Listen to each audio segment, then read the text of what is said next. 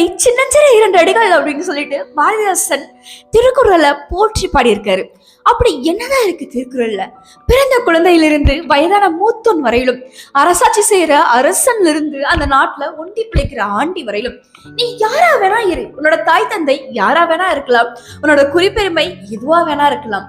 நான் சொல்றேன், இந்த 2 அடிகளை கேள் அப்படின்னு சொல்லிட்டு சொல்லாமல் சொன்னவன் தான் வள்ளுவன். இன்னைக்கு எல்லாரோட லைஃப்லயும் ஒரு ஒர்ஸ்டான பர்சன் இருப்பாங்களே, உன்னாலதான் என்னோட வாழ்க்கை இவ்வளவு டேமேஜ் ஆச்சு, நீ மட்டும் இல்லை அப்படின்னா என்னோட லைஃப் எப்படி இருந்திருக்கும் தெரியுமா அப்படின்னு சொல்ற உங்களுக்காக தான் இந்த திருக்குறள். யாதனின் யாதனின் நீங்கியான் நோதல் அதனின் அதனின் இளன்.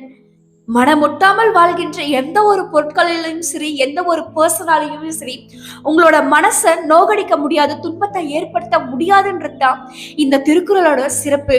இது மட்டுமா சிறப்புன்னு கேட்டா இல்ல, மனமுட்டாமல் வருகின்ற இந்த திருக்குறளை படிக்கும் போது உதடுகள் கூட ஒட்டாதுன்றதா அதனுடைய சிறப்பு தன்மை.